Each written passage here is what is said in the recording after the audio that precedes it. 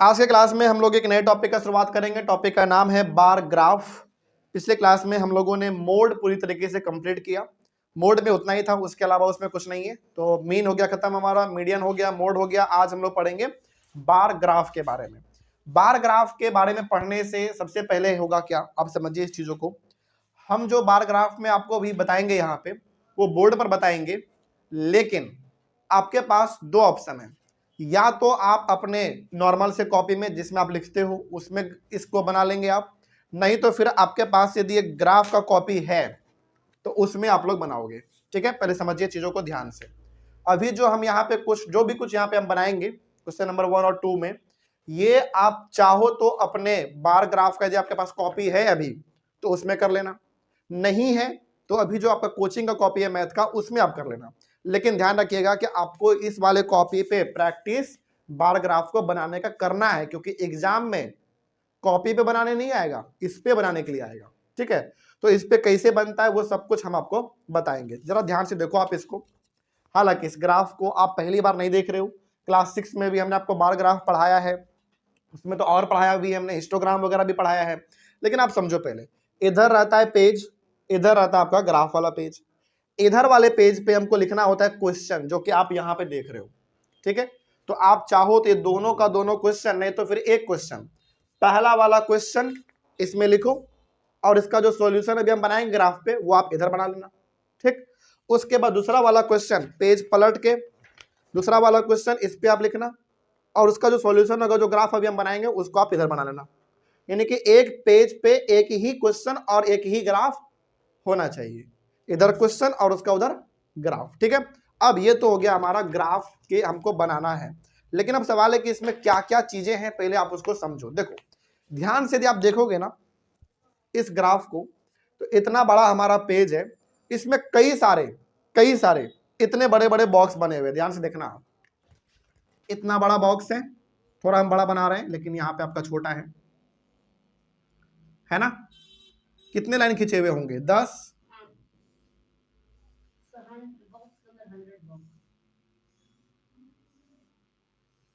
ठीक है, 1 2 3 4 5 6 7 8 9 10, इधर से भी 10, 1 2 3 4 5 6 7 8 9 और ये 10 हो गया।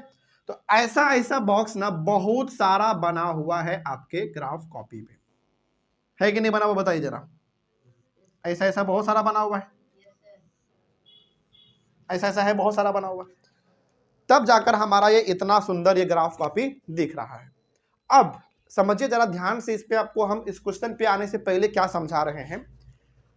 ये वाला जो बॉक्स आप देख रहे हो ना, इस टोटल इतने बड़े बॉक्स में टोटल छोटे छोटे कितने बॉक्स हैं? 100 होते हैं। ठीक है ना, ध्यान रखना इस बात को आप।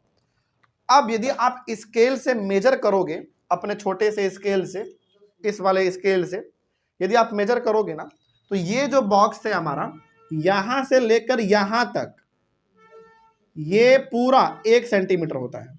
ओके, इधर भी आप देखोगे यहां से लेकर यहां तक तो ये भी 1 सेंटीमीटर होता है। फिर यहां से लेकर यहां भी आप देखोगे तो ये भी 1 सेंटीमीटर होता है, और फिर यहां से लेकर यहां देखोगे तो ये भी आपका 1 सेंटीमीटर होता है। तो बेसिकली हमारा किस शेप का होता है? एक स्क्वायर के शेप का है। इधर भी 1 सेंटीमीटर, इधर भी 1 सेंटीमीटर, इधर भी 1 सेंटीमीटर और इधर भी 1 सेंटीमीटर। तो ये हमारा एक स्क्वायर होता है। और इस स्क्वायर वाले बॉक्स में कई सारे छोटे छोटे बॉक्स है हमारे, कितने? टोटल 100 है। समझ में आई बात? अब आगे बढ़ते हैं थोड़ा सा हम लोग। तो इसमें 100 बॉक्स, तो इसमें भी, इसमें भी, इसमें भी, इसमें भी, इसमें भी और भी कई सारे होंगे, तो सभी में 100 बॉक्स है। इतना समझ में आया? अब ये जो आप देख रहे हो ना, यहां से यहां 1 सेंटीमीटर, यहां से यहां 1 सेंटीमीटर, यहां से यहां 1 सेंटीमीटर, यहां से यहां 1 सेंटीमीटर, इसको आप एक यूनिट भी कह सकते हो। यहां पे 1 सेंटीमीटर लिखा ना हमने, आप चाहो तो 1 यूनिट भी कह सकते हैं। समझ में आया बात? 1 सेंटीमीटर बोलो या फिर आप 1 यूनिट बोलो, बात एक ही है। ठीक है, तो ऐसे ऐसे छोटे छोटे बॉक्स, जिसमें कि 100 बॉक्स हैं, कई सारे बने हुए हैं। ठीक है, लेकिन इतना ध्यान रखना है कि एक बॉक्स का लंबाई चौड़ाई सब कुछ कितना होता है? 1 सेंटीमीटर होता है चारों तरफ से। बेसिकली कि छोटा सा स्क्वायर होता है, और इस बॉक्स के अंदर छोटे छोटे बॉक्स कितने होते हैं? 100 होते हैं, 100 होते हैं। इतना समझ में आया? बस इतना समझाना क्यों जरूरी है पता है? क्योंकि अभी जो ग्राफ आप बनाओगे ना उसमें काम आएगा ये चीज, इसीलिए। तो आइए अब हम लोग इसका शुरुआत करते हैं, समझिएगा आप जरा ध्यान से। आइए पहले क्वेश्चन को पढ़ते हैं, क्या लिखा हुआ है, फिर आगे बढ़ेंगे। क्वेश्चन को भी पढ़ने से पहले ज्यादा इंपॉर्टेंट होगा कि आप बार ग्राफ होता क्या है, आप उसको समझो पहले एक बार। A bar graph is a pictorial representation of numerical data in the form of rectangles, जिसको आप बार भी कह सकते हो, of equal width and varying heights. समझ में आया?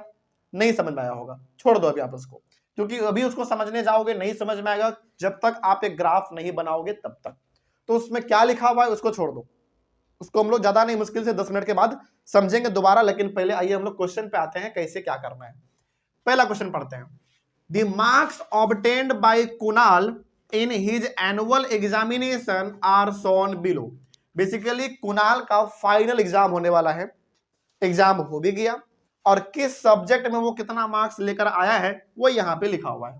ठीक है, तो कुणाल का फाइनल एग्जाम है, वो किस सब्जेक्ट में कितना मार्क्स लेकर आया है वो यहाँ पे लिखा हुआ है। जैसे ऊपर वाला हमारा पूरा का पूरा हो जाएगा सब्जेक्ट्स कौन कौन से हैं, और नीचे वाले हो जाएंगे किस सब्जेक्ट में उन्होंने कितना मार्क्स लाया है। फॉर एग्जाम्पल हिंदी में 63, इंग्लिश में 75, मैथ में 90, साइंस में 72 और सोशल स्टडी यानी कि एसएसटी में कितना 58। ठीक है, draw a bar graph to represent the above data. तो आप इन पूरे डाटा को रिप्रेजेंट करने के लिए यानी कि शो करने के लिए आप क्या बनाओ, एक बार ग्राफ बनाओ। तो आइए हम लोग शुरुआत करते हैं कैसे बार ग्राफ बनाएंगे। अब जो बच्चे सीधा बार ग्राफ में बना रहे हैं, बार ग्राफ वाले पेज में, वो कैसे करेंगे आप उसको समझना। पहले देखो, स्केल लेना है, पेंसिल लेना है, आपको लाइन खींचना है कहां पे, यहां पे, समझना ध्यान से।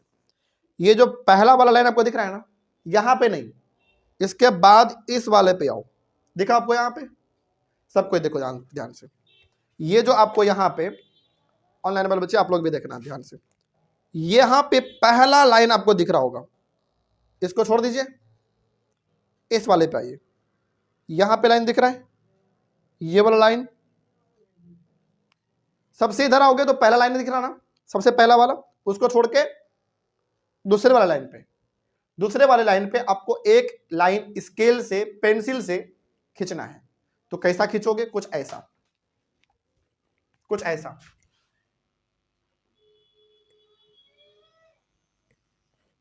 ओके, अब अगला लाइन कहां पे खींचेंगे वो आइए। अब आइए आप नीचे में, सबसे नीचे, सबसे नीचे, सबसे नीचे भी आपको एक लाइन दिख रहा होगा, सबसे नीचे आप जरा देखो ध्यान से, सबसे नीचे, यहां पे भी सबसे नीचे एक लाइन दिख रहा है, इस पे नहीं खींचना है, इसके ऊपर, इस वाले लाइन पे, यानी कि नीचे से पहला छोड़ दो, उसके ऊपर वाला। ठीक है, तो कुछ ऐसा लाइन खींचोगे आप, कुछ ऐसा खिंचाएगा, जरा देखो, नीचे आओगे, एक लाइन छोड़ना भी तो है ना, तो कुछ ऐसा खिंचाएगा। समझ में आया बात?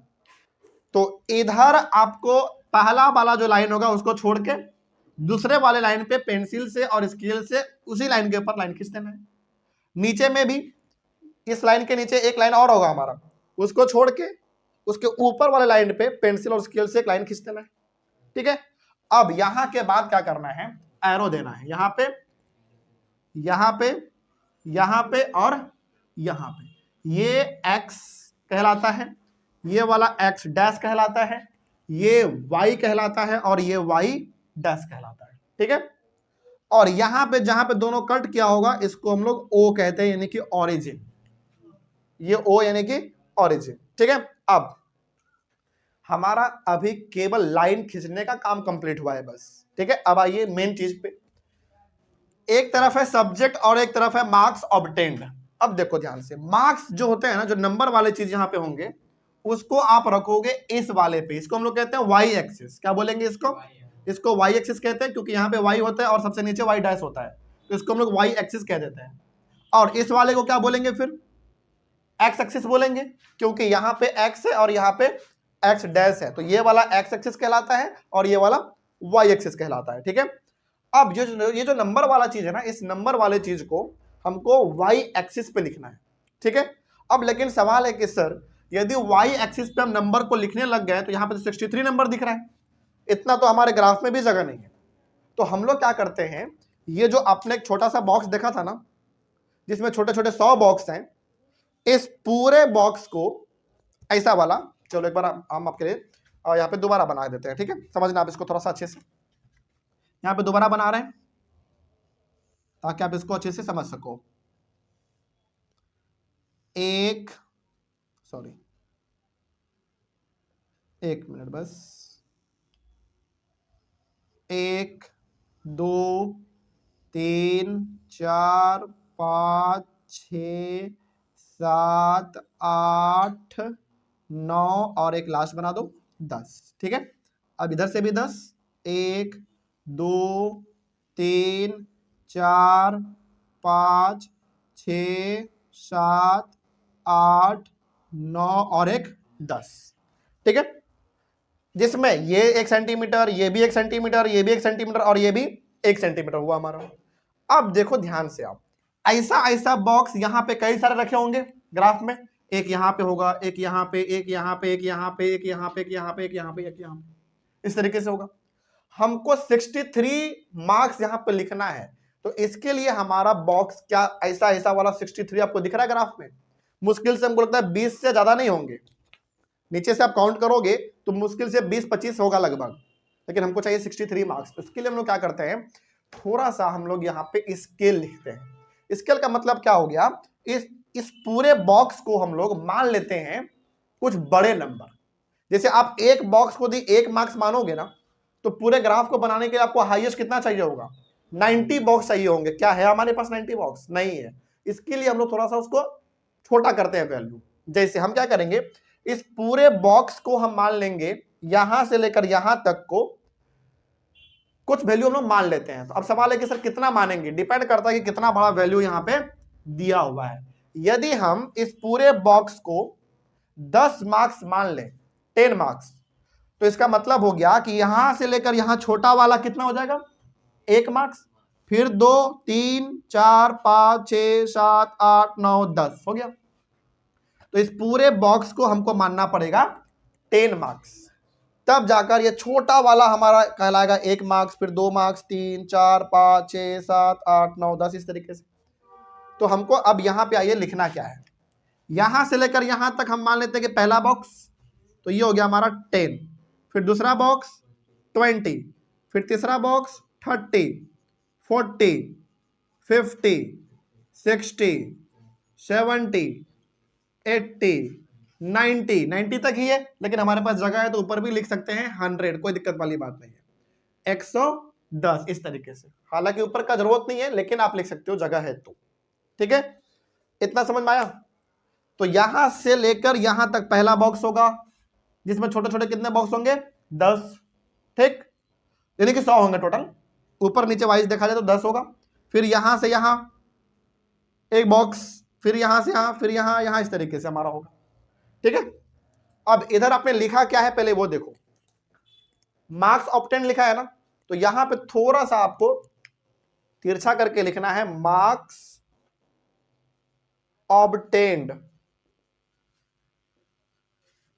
मार्क्स ऑब्टेन्ड, और इस तरीके से एरो बना देना है ताकि ये पता चले कि वाई एक्सिस पर हमने क्या लिखा है, मार्क्स लिखा है, ठीक ना। अब बचा क्या हमारा, सब्जेक्ट बचा, तो सब्जेक्ट को हम लोग लिखते हैं एक्स एक्सिस पर, इस वाले पे। तो यहां पे आप लिखोगे सब्जेक्ट और इस तरीके से एरो बना दोगे। इतना समझ में आया? चलिए अब हम लोग आगे बढ़ते हैं, अपने मेन काम पे आते हैं, ग्राफ वाले पे।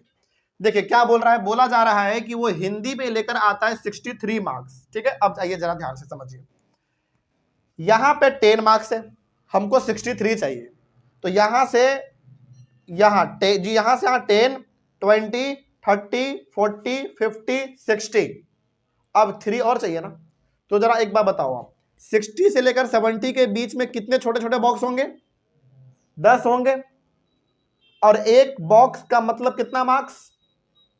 देखो ये पूरे बड़े वाले बॉक्स का बात करें यहां से लेकर यहां, तो वो 10 हो गया हमारा, लेकिन एक छोटा सा बॉक्स का बात करें तो कितना, 1 मार्क्स, फिर 2, फिर 3 4 5 इस तरीके से।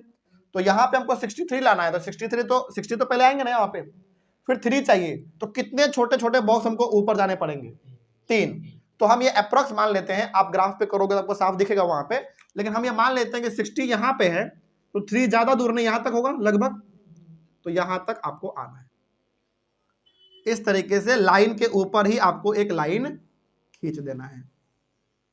यहां तक कोई दिक्कत? समझ में आया बात? और यदि आपको कंफ्यूजन हो तो आप यहाँ पे ऊपर में लिख देना कि ये कितना है, 63 है। ठीक है, वो ज्यादा बढ़िया रहेगा। अब यहाँ पे आप एक बॉक्स छोड़ोगे, ध्यान रखना, ठीक है ना, ये वाला हो गया हमारा, इस बॉक्स के लाइन पे और इसके लाइन पे भी आपको लाइन खींच देना है, लाइन होगा वहां पे दिखा हुआ। अगला इंग्लिश में कितना चाहिए, 75, तो आपको फिर से एक बॉक्स छोड़ना है। अब 75, तो 70 तो हमारा यहीं पे हो गया, और 5 हमको और जाना है, तो बताइए 70 और 80 के बिल्कुल बीचों बीच, यानी कि 5 मार्क्स और चाहिए, तो आपको 5 छोटे छोटे बॉक्स ऊपर पढ़ने पड़ेंगे। तो यहाँ पे हम मान लेते हैं 75, तो इससे आगे आएंगे, आगे आके फिर यहाँ पे ड्रॉ कर देंगे इस तरीके से। आप ग्राफ पे करोगे, स्केल से करोगे, आपका सटीक बनेगा। और यहाँ पे आप लिख दो ऊपर में 75, ताकि पता चले कितना मार्क्स है, 75 मार्क्स है। ठीक है, फिर से एक बॉक्स छोड़ेंगे। अगला मैथ में चाहिए 90, तो ये तो पूरा एग्जैक्ट हो गया हमारा, 90 यहाँ पे है, तो यहाँ पे आ जाएंगे हम लोग, ये हो गया ओके 90, और यहाँ पे आप लिख दो 9090। उसके बाद साइंस में 72 चाहिए, तो देखो यार 70 तो यहाँ पे हो गया ना हमारा, तो 72 कहाँ जाएगा, थोड़ा सा ऊपर, तो यहाँ पे लगभग चल जाते हैं हम लोग, यानी कि 75 से थोड़ा सा नीचे रहेंगे, और यहाँ पे लिख देंगे हम लोग 72, कोई दिक्कत नहीं ना इसमें। उसके बाद सोशल स्टडी यानी कि एसएसटी में कितना चाहिए, 58, तो यार 50 तो यहाँ पे है हमारा, 8 जाने के लिए क्या करना पड़ेगा हमको, छोटे छोटे बॉक्स कितने चढ़ने पड़ेंगे ऊपर, 8, तो मान लेते हैं कि लगभग यहाँ के आसपास, तो ऐसे आएंगे सीधे, और यहाँ पे हमारा हो जाएगा 50 कितना,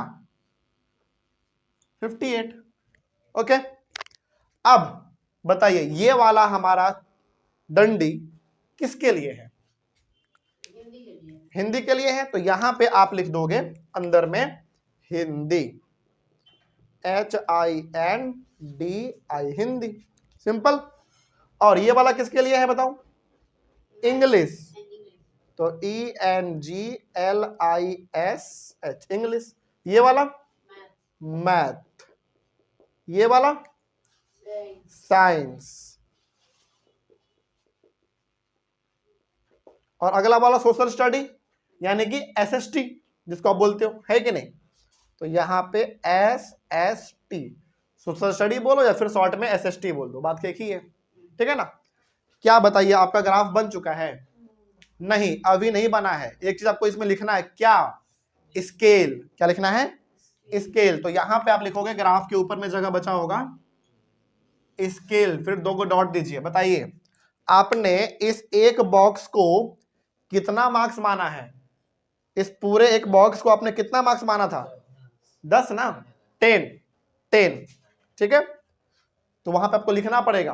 और हमने क्या बोला था कि यहां से लेकर यहां तक दूरी कितना होता है, 1 सेंटीमीटर, या फिर आप वहां पे क्या लिख सकते हो, और 1 यूनिट, है ना, तो यहां पे लिखेंगे हम लोग 1 सेंटीमीटर, या फिर स्लैश देख के आप यूनिट भी लिख सकते हो, बात एक ही है।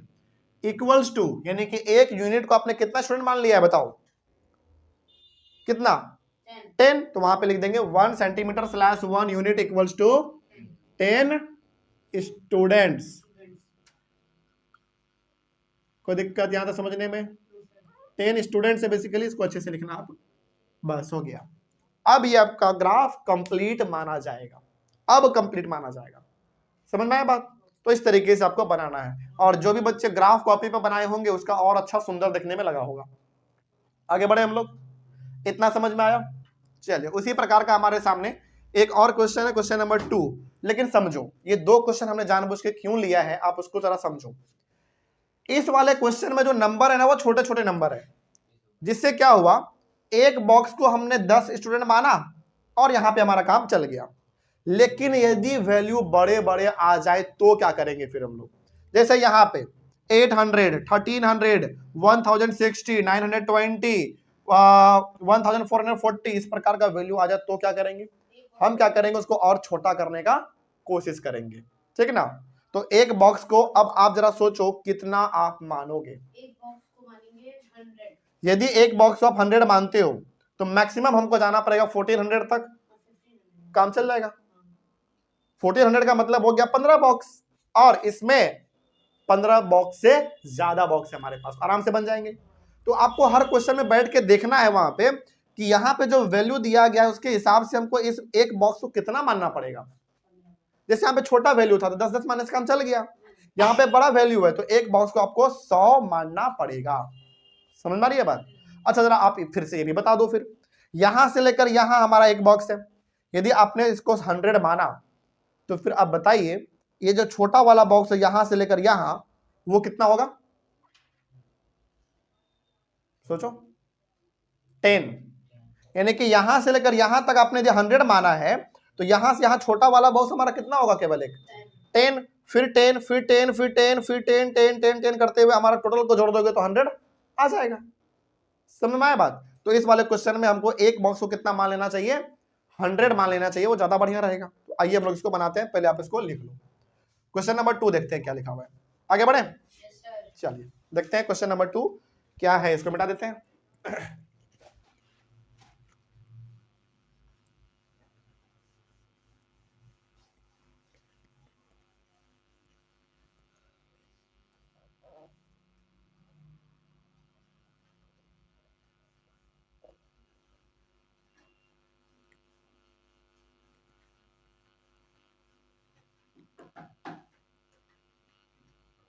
चलिए स्केल लिखना बिल्कुल भी नहीं भूलना है, ठीक है। उससे क्या पता चलता है, उससे आप टीचर को ये बता रहे होते हैं कि हमने एक यूनिट को यानी कि एक बॉक्स को कितना हमने माना है, ठीक है। आइए अब देखते हैं इस क्वेश्चन को, पहले पढ़ते हैं क्या लिखा हुआ है। The number of cycles produced in a factory during 5 consecutive weeks is given below. यानी कि एक फैक्ट्री है जो कि वो फैक्ट्री का क्या काम है, साइकिल बनाती है बेसिकली, यानी कि एक फैक्ट्री है जो कि साइकिल बनाती है और 5 सप्ताह में उन्होंने कितना साइकिल बनाया वो यहां पे लिखा हुआ है। जैसे ऊपर में वीक है और यहां पे नंबर ऑफ साइकिल प्रोड्यूस, जैसे पहले वाले वीक में उन्होंने कितना साइकिल बनाया भाई 800, दूसरे वाले वीक में 1300, थर्ड वीक में 1060, फोर्थ वीक में 920 और फिफ्थ वीक में 1440 साइकिल उन्होंने बनाया है। तो draw a bar graph representing the above information. तो एक बार ग्राफ बनाइए जिसमें ये आपको दिखाना है। तो फिर से वही करना है आपको, समझ लो ध्यान से। ये हमारा बार ग्राफ का कॉपी, पहला वाला जो लाइन दिख रहा होगा उस पे लाइन नहीं खींचना आपको, उसके दूसरे वाले पे एक लाइन खींचिए। तो कुछ ऐसा लाइन खींचोगे आप, ओके। अब उसके बाद फिर नीचे वाले में आ जाओ, सबसे नीचे वाले पे नहीं खींचना हमको, उसके ऊपर वाले पे खींचना है। तो कुछ ऐसा आप खींचोगे मेरे हिसाब से, है कि नहीं। अब ये हमारा हो जाएगा y, ये हो जाएगा y डैश और ये हो जाएगा x डैश और ये x, ठीक है। और ये हो जाएगा फिर से हमारा ओरिजिन यानी कि o, इतना ठीक है। अब हमने क्या बोला था आपको कि जो नंबर है हमारा वो नंबर वाला किस पे आएगा, y एक्सिस पे आएगा। और ये है क्या हमारा नंबर ऑफ साइकिल्स प्रोड्यूस्ड। तो यहां पे आपको थोड़ा सा तिरछा करके लिखना है, नंबर ऑफ साइकिल्स, साइकिल्स है ना, हाँ ठीक है। तो यहां पे आप लिखोगे number of cycles, cycles produce, और ये इसे एरो बना देना है, ठीक है। और इधर क्या था हमारा, किधर इधर क्या रहेगा, वीक रहेंगे, WEE वीक। तो यहां पे लिख देंगे WEE वीक, बस इस तरीके से एरो दे देना, ठीक है। आगे बढ़े, चलिए अब आइए हम लोग क्या करेंगे, एक बॉक्स को कितना मान लेंगे भाई 100। तो यहां पे लिखोगे आप 100, फिर यहां पे 200, 300, 4, 5, 6, 7, 8, 900 और ये हमारा 1000, फिर 1100, फिर 1200, 1300, 1400, 1500, 1600, जहां तक जगह है वहां तक आप लिख सकते हो, उसका नंबर नहीं कटता है। ठीक है, अब आइए हम लोग इसका ग्राफ बनाते हैं। बोला जा रहा है कि फर्स्ट वीक में 800 साइकिल प्रोड्यूस होते हैं, तो पहला वाला बॉक्स छोड़ देंगे आप गैप के तौर पे।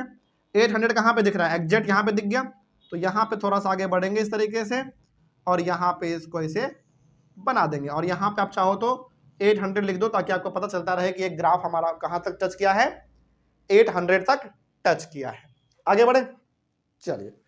उसके बाद सेकेंड वाला कितना है, 1300, कहां दिख रहा है 1300, यहां पे, तो इसको थोड़ा सा आगे ऐसे आएंगे, और यहां पे इस तरीके से एक लाइन को यहां पे छोड़ते हुए इस तरीके से बनाएंगे, तो ये हो गया हमारा 1300। ओके, उसके बाद आ जाओ थर्ड वाले पे 1600, इसका जवाब दीजिए आप। 1060 है, सॉरी माय मिस्टेक, 1060। तो पहले तो आप ये देखो कि 1000 हमारा यहां पे आ गया। अब 60 के लिए हमको कितने छोटे छोटे बॉक्स ऊपर जाने पड़ेंगे, 6।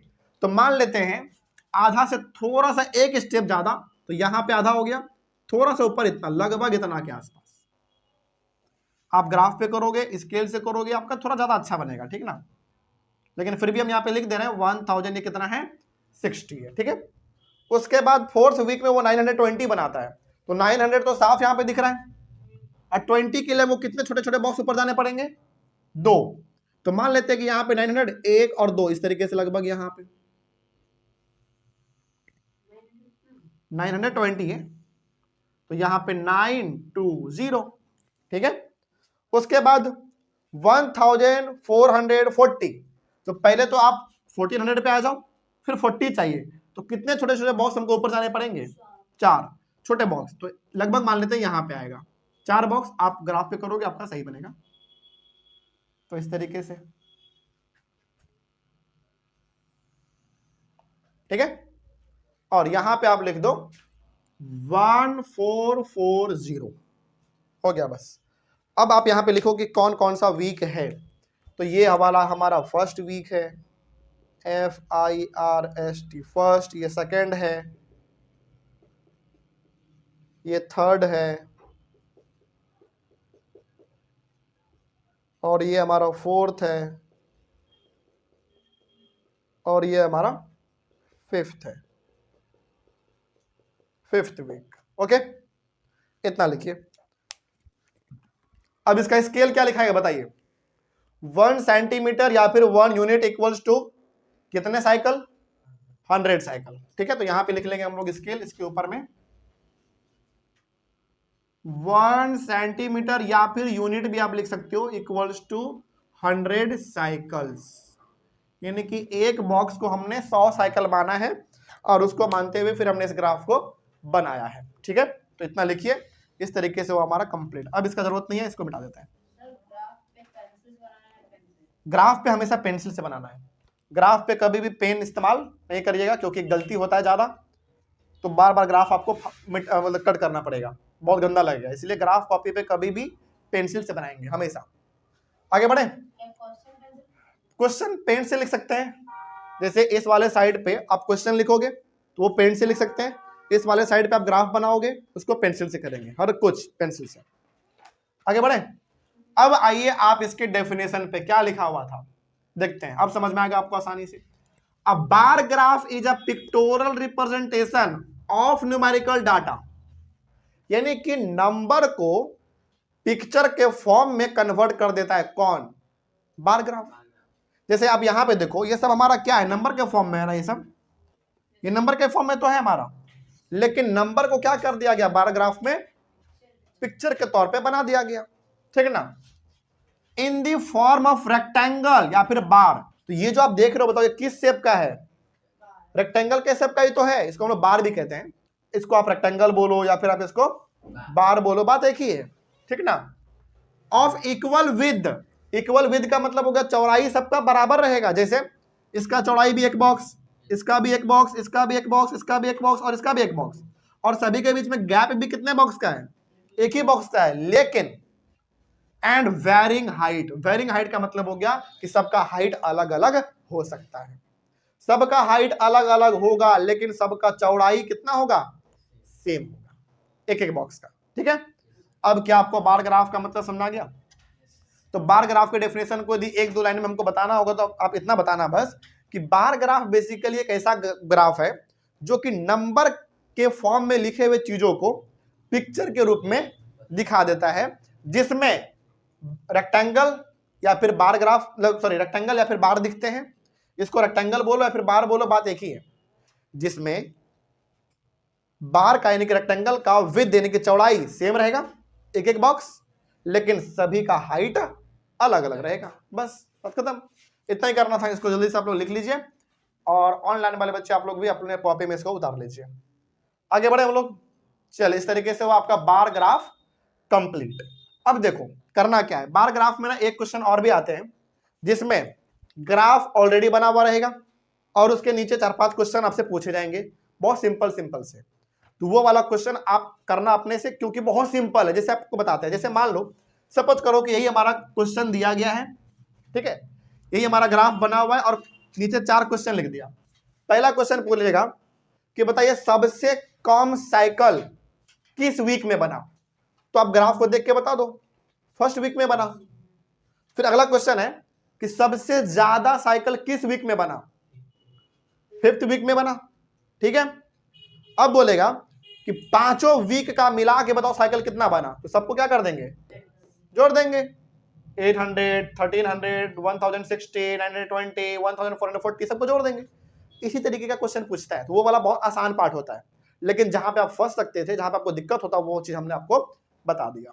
यहीं पे हो गया हमारा बार ग्राफ कंप्लीट। अब हमारा क्वेश्चन और बच गया डबल बार ग्राफ, तो वो भी ऐसे ही बनेगा लेकिन उसमें डबल ग्राफ बनते हैं। इसी के बगल में दूसरा, फिर एक लाइन का गैप, फिर 2 गो, फिर गैप, फिर 2 गो, फिर गैप, फिर 2 गो, इस तरीके से बनता है। तो उसको हम लोग अपने अगले क्लास में कर लेंगे। ठीक है, तो यहीं पे हमारा बार ग्राफ कंप्लीट हुआ। नेक्स्ट क्लास में हम लोग मिलेंगे तो हम लोग डबल बार ग्राफ करेंगे। यहाँ पे कोई दिक्कत नहीं है। अब आपके बुक में जो भी सवाल है बार ग्राफ के, उसको आप लोग बनाओगे, कोई दिक्कत आएगा तो आप लोग क्लास में आके पूछेंगे और आप लोग एक बार कमेंट कर देंगे। तो कल हम लोग मिलेंगे और कल हम लोग डबल बार ग्राफ को सीखेंगे। ठीक है, तो मिलते हैं हम लोग कल, तब तक के लिए thank you very much and have a nice day.